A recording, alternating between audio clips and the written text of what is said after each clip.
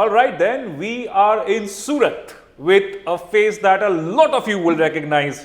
Daryll Cullinan, very pleasant, very charming, a South African cricket legend, a world cricket legend, but he's tormented India for many, many years. He's obviously toured India before, India have toured South Africa before, and we've run into Daryll Cullinan, Gary Kirsten, and a South African team that I personally felt was the best of that era. And you know, if you compare different eras, I think that South African team would be right there. But we'll talk about South Africa, we'll talk about Daryll Cullinan, all that he's achieved for world cricket, for South African cricket. Daryll, what are you doing in Surat? Are you liking it here? Well, it's my first visit to Surat, and thank you for the welcome. I've toured a lot of India, as you know, and the big cricket league is the reason why I'm in Surat. And very excited by the opportunity to be here. I really hope to see good cricket. We've got an interesting side, a good mix, and Shikhar Dhawan, as you know, is our captain. So I'm here to enjoy it. And it is an interesting concept, interesting format. Obviously, we've all heard about all the big leagues mushrooming around the world, but this is unique. You'll have Shikhar Dhawan, there is another former India cricketer, Gurkirat Singh Mann, there's Dane Viras from South Africa, a couple of other international cricketers, all lining up with aspiring cricketers. I mean, people like me who would have wanted to be coached by Daryll Cullinan, imagine trying to practice a forward defense or a nice cover drive. Square cut, what was that your favorite shot? My favorite was probably the drive. The drive, yeah. He's known for that. But coming back to the guys, I mean, yes, what a wonderful opportunity, because that's something they'll speak about for the rest of their lives. They'll be known for it. And part of my message to them would be, look, whilst you may never have the opportunity again, we don't know, but they'll go back to their club cricket. And there may just be a young kid there who would be inspired by what they've done and inspired by, I'm sure, that the stories that they'll take back. And you never know where that goes next. Exactly. Imagine playing with Shikhar Dhawan, you know, getting some tips from Daryll Cullinan, you know, sharing a room maybe with Dane Viras, and the dressing room experience. That goes a long way when you're an amateur cricketer. No, absolutely. It's a dream come true. I think it's a wonderful concept, and I'm sure it'll only go from strength to strength. And then we also have two domestic cricketers, first-class cricketers. Yeah. And you know, the world's always watching. Cricket news travels. And even if it's within the team, the owner, the coach or senior players can talk about their success. So that's not far off as well. It just takes a bit of brilliance. And then I really hope from the international perspective that the players get to revisit the past and that they're competitive, and people will always remember them by their last performance. And although no one really expects them to be at their best, but just to see another Dhawan square drive, they say, I remember that. And that's just a whole lot of stories that unfold. And when they've watched this tournament, to say, and I speak of all the ex-international players, to say, you know, that spirit's still there, that competitiveness, that smile on the face. So I think it's a wonderful spectacle for the game. And I think it's going to have a far wider audience. Not that you need a much wider audience in India, but you know, cricket going around the world. And yes, I love the idea that we have 10 domestic players as such. Of that, we have to play 5, and then our 2 first class and 4, or 1 first class and 5 international cricketers. So it's going to be also interesting to see how they gel, and I expect that your experienced cricketers to really lead the team and show off what it's like to be around and be part of a professional setup. And Daryll, because you have been part of the professional setup for so many decades, you've been at the top level, you've also had some coaching experience. You know, it is unique to think of fans like that. Imagine there'll be these fans lining up from all age groups, right? From 19 to 20, there's the players who are on the wrong side of the 40s as well. Imagine them standing next to Shikhar Dhawan, or if they're partnering Suresh Raina for some other team. There's Irfan Pathan, there's some other team, World Cup winners, champions.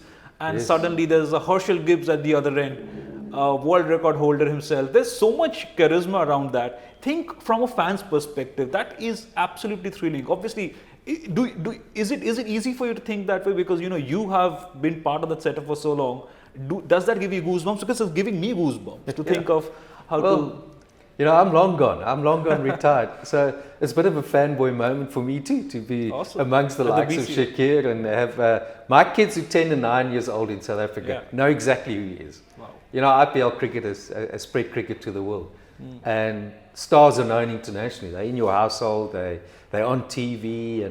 And so it's not a case, I think when we grew up, okay, we came out of a past where the most that I ever saw of, say, a guy like Viv Richards, he was a poster on my wall in my room. Now it's just a global thing. You know, they're in your house. Yeah. They're part of your life. And, you know, the nice thing for players like that is they can own that moment. That moment is theirs for the rest of their life.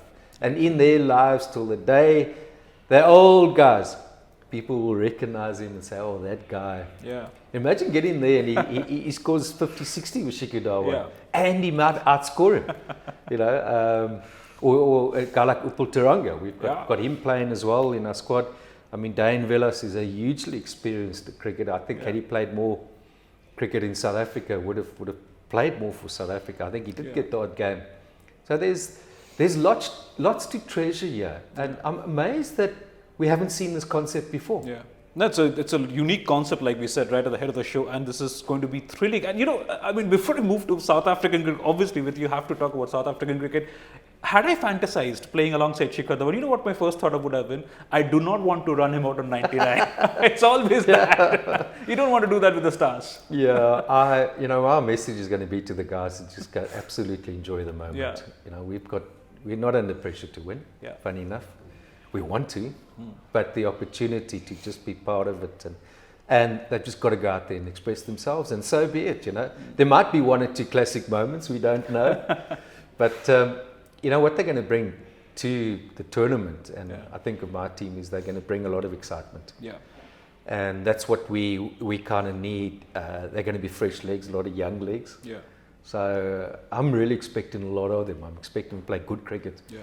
And you know, they'll have the family, I guess, be there. Or I'm sure by now every single body who knows them around the world, they'll know exactly where to tune and watch them perform. So I mean, we're just talking of our team. But I mean, ultimately, we're looking at 60 cricketers here. Yes. That are part of this whole tournament. So, and the bulk of our cricketers. So, we need some good performances. Absolutely. We need some good performances from not only our first-class cricketers, our international players, but particularly our domestic players, the locals. That we need them to play well. So, we've got our first practice today. So, I'm quite keen to see who the talent is and who we're looking to play. That'll be exciting for you as well as the players, mostly the players, I'm pretty sure. But also now, South African cricket, Daryll, you've been part of, we were talking about it before the show, you've been part of one of South Africa's most successful teams, having come back from that 27-year gap, meteoric rise for every cricketer. You'd be happy now to see how South African cricket has progressed again. There was a bit of a slump in the test format. You had lost some of your cricketers to retirement, to injuries. Temba Bavuma leading from the front. What a fantastic show that was against Sri Lanka of consecutive half centuries, meaning the man of the series. Now one win away from a place in the World Test Championship. A spot which was dominated by India in the first two editions. They lost to New Zealand and then to Australia. We might not make it because Australia and India actually trying very hard to not make it to the WTC final. And you have South Africa going very clinical. You'd be pretty pumped to see that.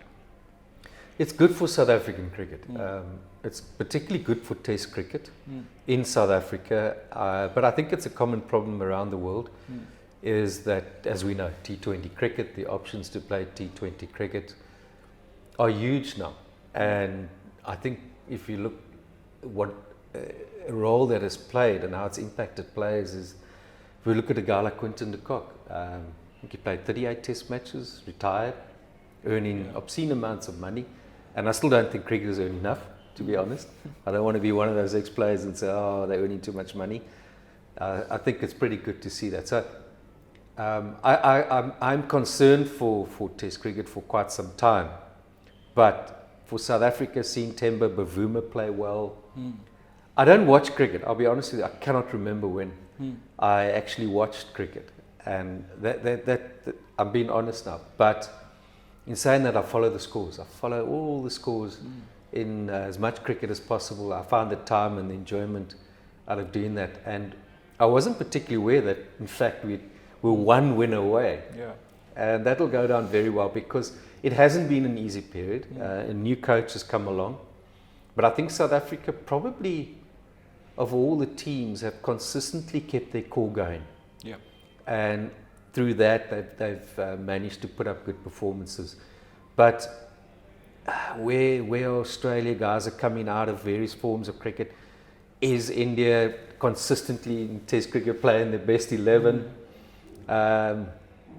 There's just too much going on. I mean, I saw today that we've just finished a Test series against Sri Lanka, or 2 Test matches. I don't think you can call that a series. And then there's a T20 tonight. Yeah. There's a T20 tonight. But that, I think, has been on the cards for a while now. You're going to, and I'm a believer in that, where you're going to see, we went through a period where there was one-day cricketers, Test cricketers, then, and separate coaches, then it got back to one coach, and then T20. But I think we'll run more into specialised line, even more so. But how much is winning a World Test Championship? How much does that actually mean at the end of the day? Financially, most of all. Yeah. So I think the whole table as such, it's perhaps created a bit more interesting Test cricket, but over a period of time, and cricket's just that sort of sport, to win a championship over 2-3 years, different conditions, different teams. Come on, come on, let's get real. Then you've got components of the weather, but we've got to be positive about it, the overall, and that's just the nature of it. But I think ultimately comes down to money. We spoke of de Kock as the prime example, and I think that's where in our time, it was the pinnacle. I'm going through the 90s, early 2000s, probably mid 2000s. It was the pinnacle of performance. Now, I don't think it is making all that sort of money, and it's a lot easier game, T20. So a guy said to me, well, when we practiced, you spend hours and hours dealing with a short ball, which was, in my opinion, the make or break of a batsman. The physical fear of going out when you were batting. He said to me, well, I just hit length balls and full and half volleys, hitting them.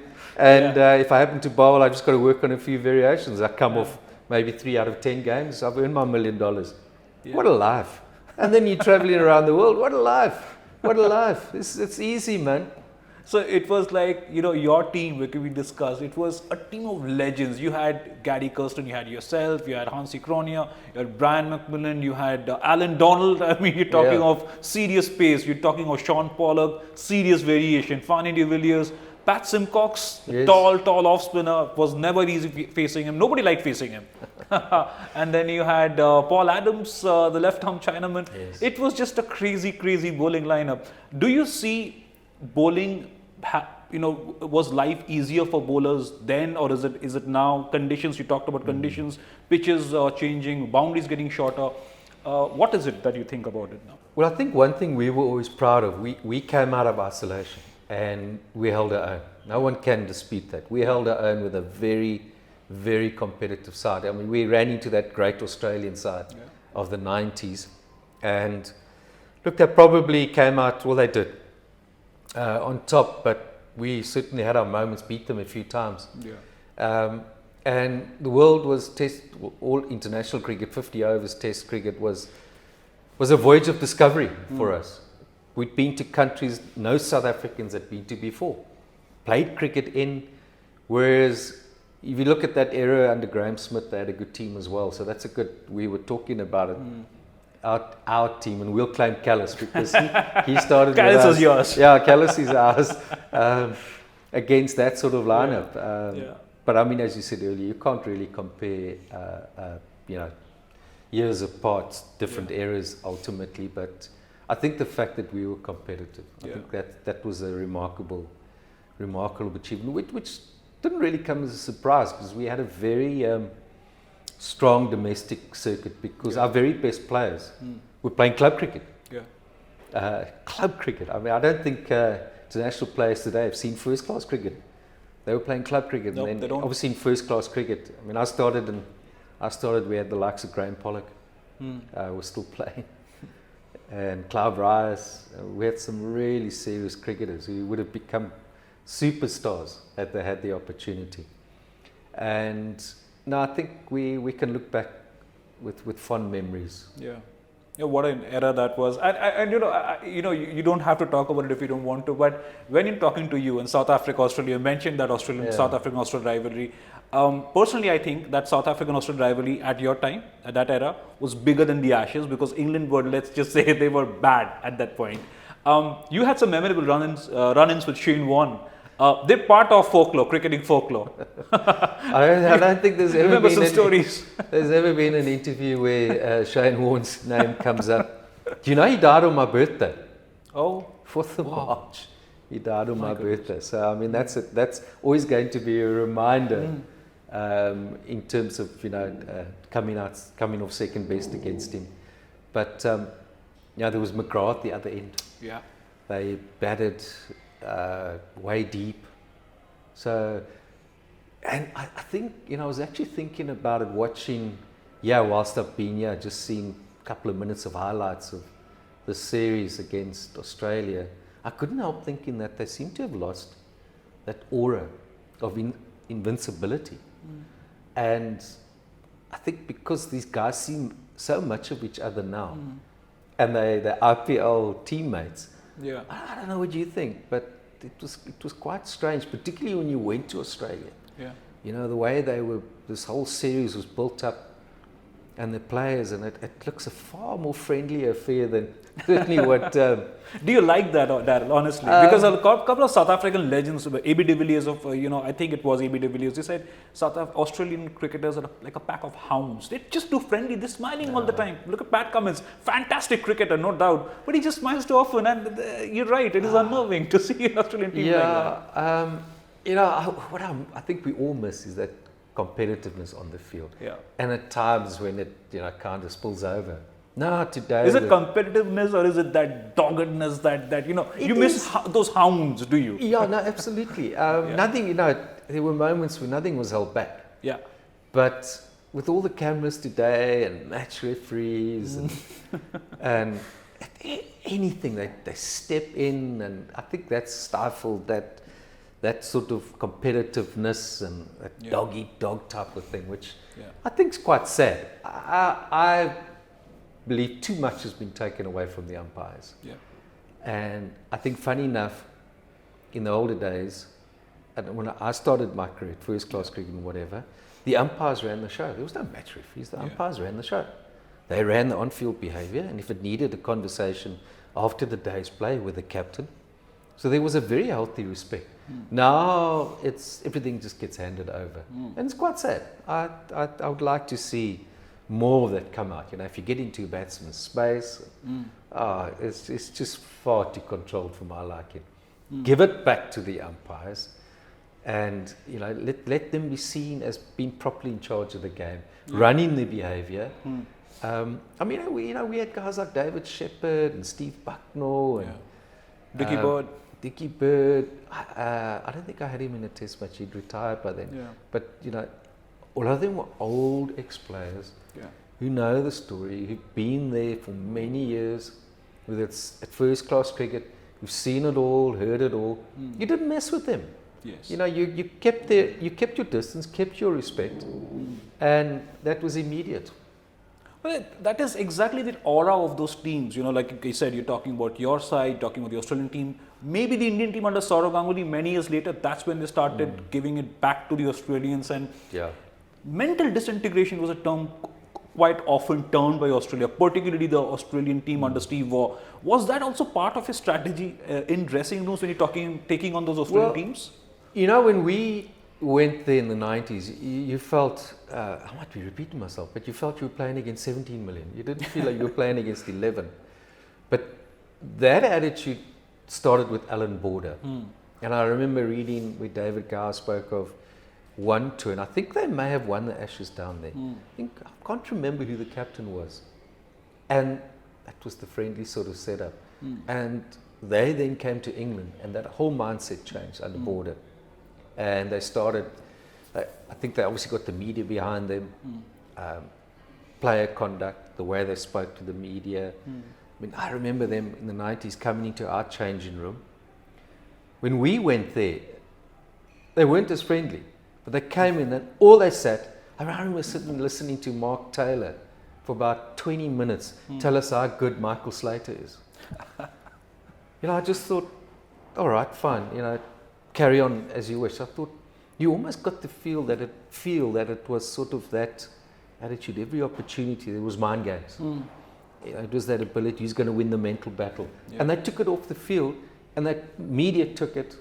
If you went to Australia and they showed news highlights, it was them bowling at a practice, a great shot. It was us dropping the ball at net practice, at fielding practices.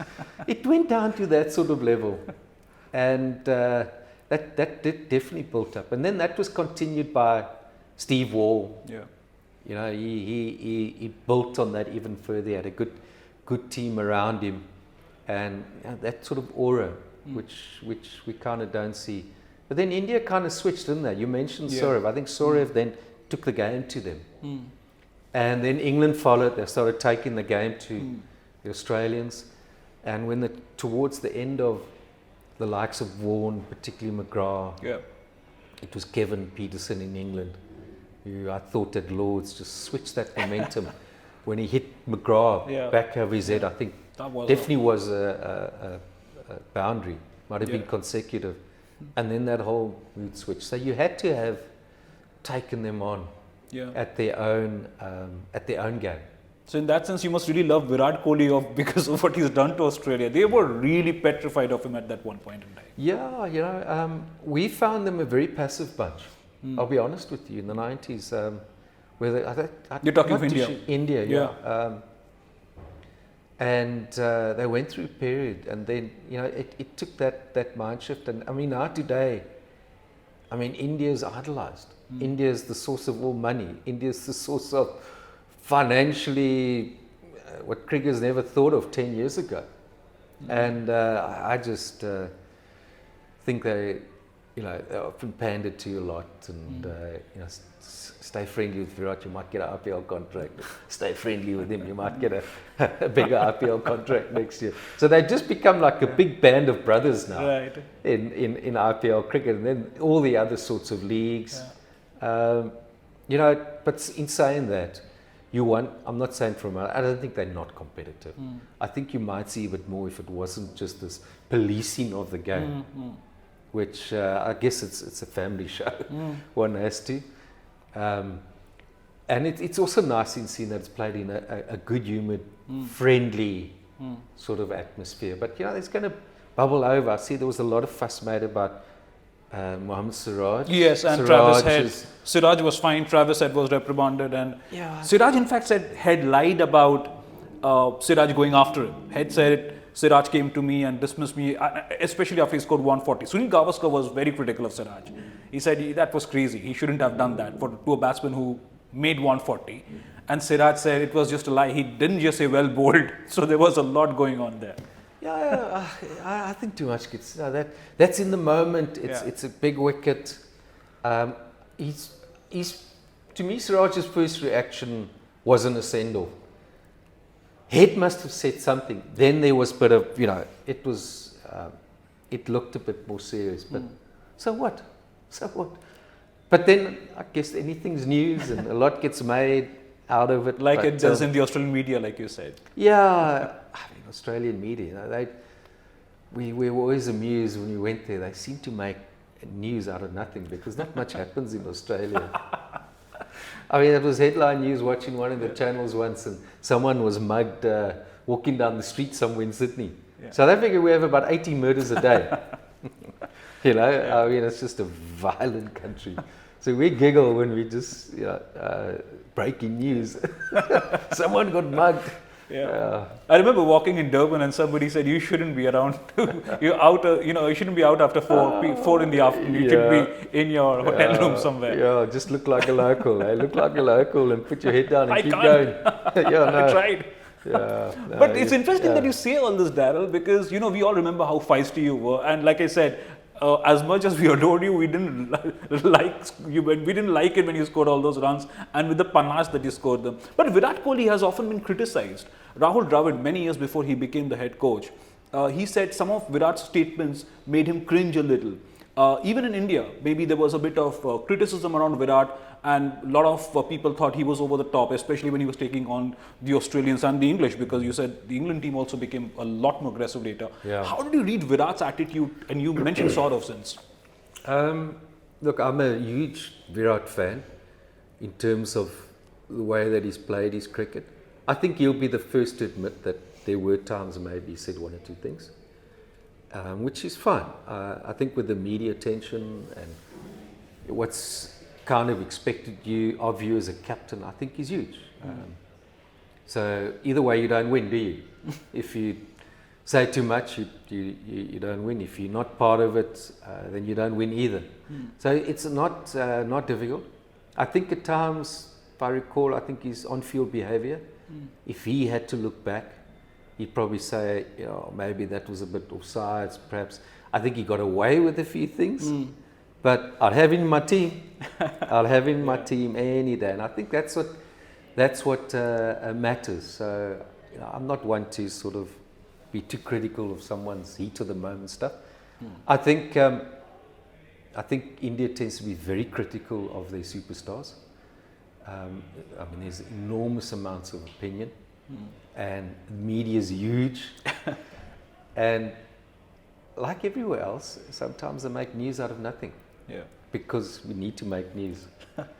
But I think the world has enjoyed Virat's cricket. I think since he got married, he's probably softened a bit, and I think his wife's a very smart woman. Yeah. And I think, the way that she's lived by his side and held her presence, I think has been quite remarkable. Yeah. But no, he's been a top performer. I tell you why I admire his cricket the most, because he's taken it on. And if I look at AB and the difference to me of that era, I would put Virat comfortably ahead of AB. Okay. Because Virat's attitude is, I'm the captain, I'm India, I bat 3, I win the game. And you get through me to beat my team. Whether he's been liked by his team and teammates, you've kind of felt that there hasn't been a massive outpouring. Certainly not what I've read that side of the world. Outpouring of with necessary respect, or I think there's a healthy respect, but affection and love of Virat. But that's fine. That's absolutely fine. He's taken on a lot on behalf of his team, Right. with on and off the field, and that's why I say I'm a huge fan of Virat Kohli. Also, Rohit Sharma, because we're talking of Virat Kohli before we let you go, coach, because he was, by the way, Rohit also attracted some criticism because he recently became a father again, and he decided to miss the Perth test, and he joined the team in Adelaide. Sunil Gavaskar said if Rohit didn't want to go for Perth, he shouldn't have captained in the rest of the series.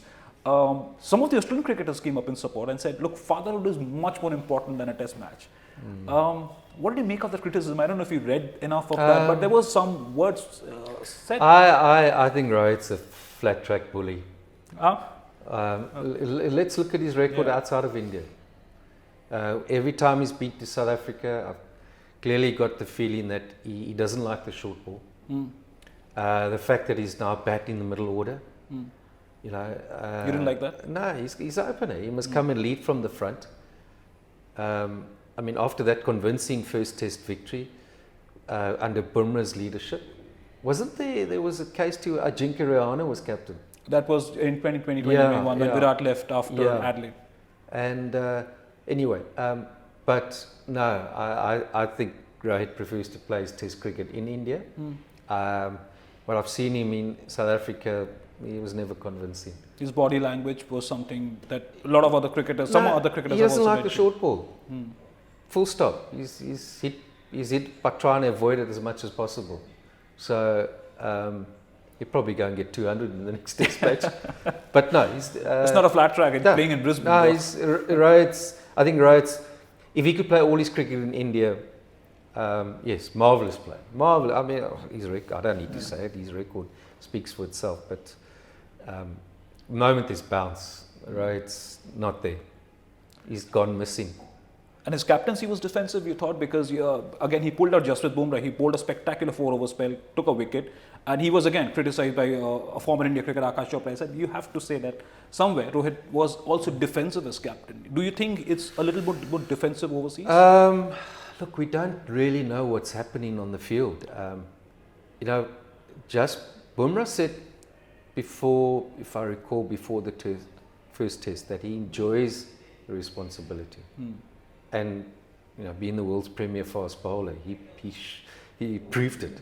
He took the ball, and he was devastating. Yeah. And to me, that was already a message. You know, clearly he thrived. And you got a guy who's just flown in. He's not battle hardened when it comes to Test cricket. Probably hardly had a net. Now he strolls in. That's good. I don't think that actually would do much for the team. And I agree with the idea. I wouldn't even have played him in the second test. Yeah. You know, get some net time behind you. You know, you suddenly convincing Ricky. Look, Australia may still have won. They're always going to come back. Let's be honest. They're always going to be more competitive. Yeah. But no, I wouldn't have under the circumstances. It's not like Virat flying in. Yeah. And you look at Rohit and you look at Virat, you look at their physical condition.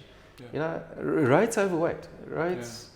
He's not a long time cricketer anymore. But I'm saying the hard grind of 4 or 5 test matches. I mean, he's not in good physical condition. Yeah. Look at Virat, you know, look at these, and a lot of the other Indian players. So no, I think I'll say it again.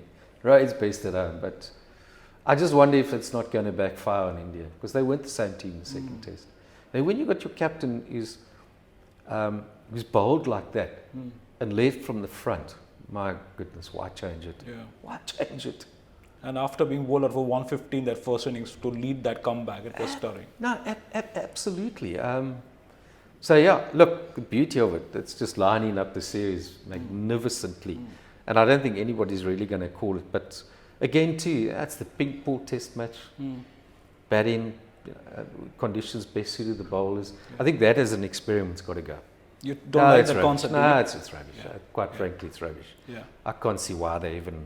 Australia enjoy it because they seem to win all of those test matches with the pink ball. Yeah, perhaps they played a bit more of, I think, a domestic cricket. They might have not this present lot. Maybe they get better time, more time to prepare. I don't know. I don't know. Maybe it's the ground. Maybe it's the ability to come back. Maybe each time they played, they had the best of the conditions. But somehow, to me, it's not Test cricket. Right. No, it doesn't appeal to me at all. Like Daryll Cullinan as straight speaking as ever, because we all remember what an absolute charismatic character he was on the field. Gave, like I said, India quite a few tough moments on the field. Dealt some severe blows on some really quality bowlers across eras. But Daryll Cullinan, thank you so much for joining us. We really hope you enjoy your time in Surat with the Northern Challengers and have a great tournament at the Big Cricket League. Thank you so much for joining us on InsideSport. It's a great pleasure. Thank you.